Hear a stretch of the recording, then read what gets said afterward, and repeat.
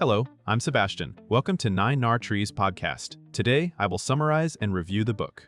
The Smartest Guys in the Room by Bethany McLean examines how Enron went from a celebrated innovator to one of the most infamous corporate collapses in modern history. Built on the author's reporting and publicly available records, the book follows Enron's transformation from a conventional energy company into a self-styled trading powerhouse that promised to reinvent markets.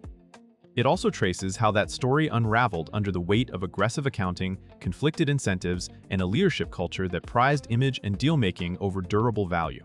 Rather than treating the scandal as a single bad act, the narrative shows a system of choices, complex financial structures, opaque disclosures, and internal competition that rewarded short-term performance and punished doubt. At the same time, it highlights the ecosystem that enabled the rise, including analysts, banks, auditors, and media enthusiasm. The result is a cautionary portrait of ambition, rationalization, and institutional failure with lessons far beyond Enron. I will give you key takeaways from this book. Firstly, building a legend, how Enron sold the story of limitless innovation. A central theme is the way Enron constructed a persuasive corporate myth. The company presented itself not merely as an energy business, but as a revolutionary platform that could trade and price almost anything, turning volatility into profit. The book explores how leadership used bold visions, polished messaging, and constant deal announcements to keep attention fixed on growth narratives rather than on fundamentals. That narrative was reinforced internally through a culture that celebrated intellectual confidence and treated skepticism as a lack of ambition. Externally, the legend benefited from a market environment that rewarded visionary language, especially when new economy thinking made intangible value feel more legitimate. This topic shows that the rise was not powered solely by financial engineering, but also by storytelling and reputation management. The image of being the smartest people in the room made it easier for complex strategies to go unquestioned, because complexity was framed as proof of sophistication. The book also illustrates how success created a feedback loop. Rising stock prices validated the story, which then justified riskier promises. Readers see how a company can become addicted to its own narrative and how difficult it becomes for insiders and outsiders to separate performance from presentation. Secondly, accounting as a strategy, mark-to-market profits and hidden obligations. The book details how Enron's financial reporting approach helped manufacture the appearance of steady earnings.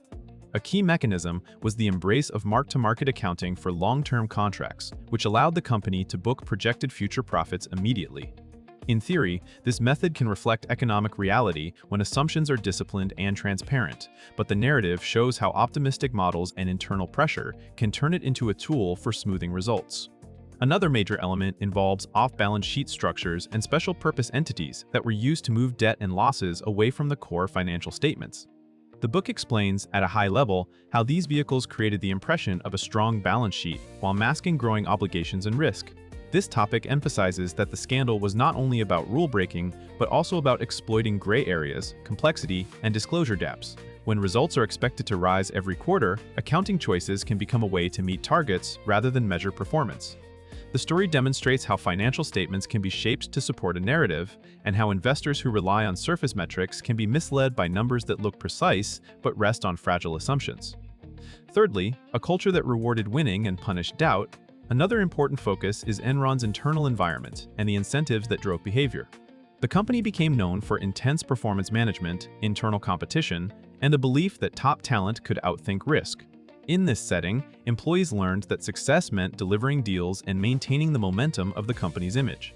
The book connects cultural practices to outcomes. When promotions, compensation, and status depend on short-term metrics, people rationalize choices that keep the numbers moving in the desired direction.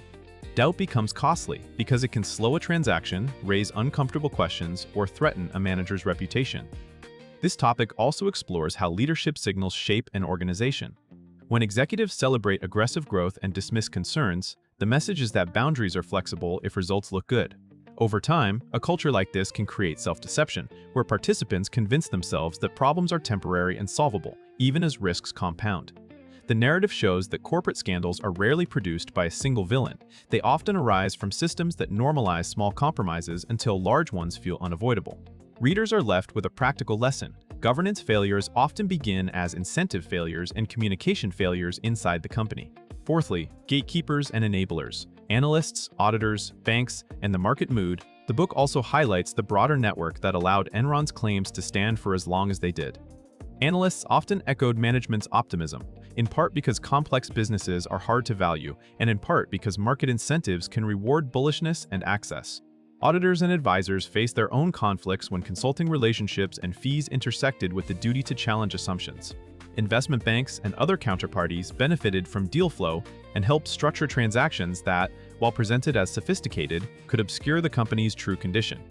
This topic explains that corporate accountability is not only an internal matter, it depends on external checks that work even when a company is fashionable and profitable. The narrative shows how herd behavior can take hold. When many respected institutions appear comfortable, individual skepticism feels unnecessary or risky. It also demonstrates how information asymmetry and complexity can weaken oversight.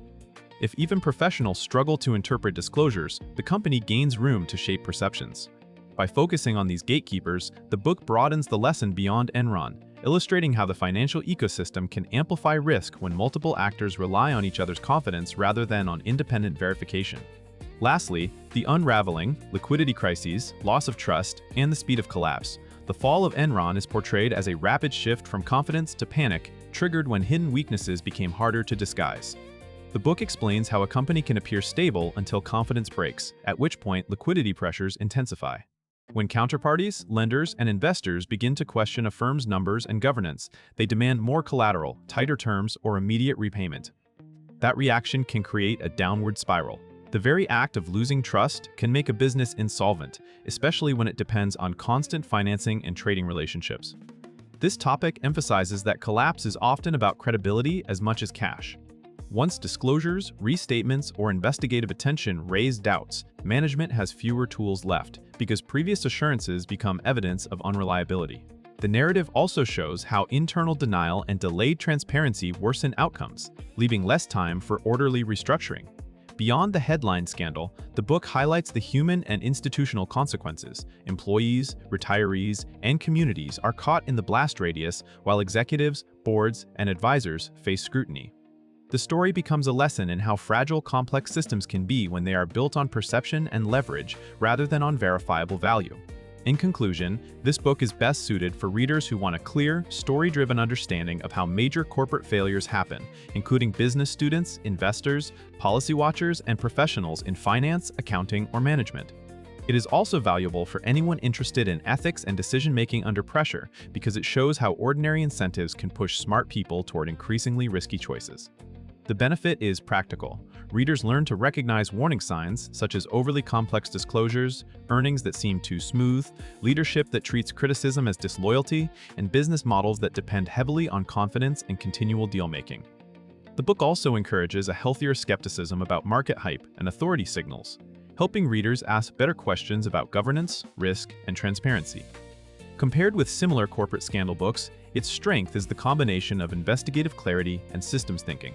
It does not reduce the story to a single trick or a single bad actor. It connects culture, accounting methods, and external gatekeepers into one coherent explanation of rise and collapse.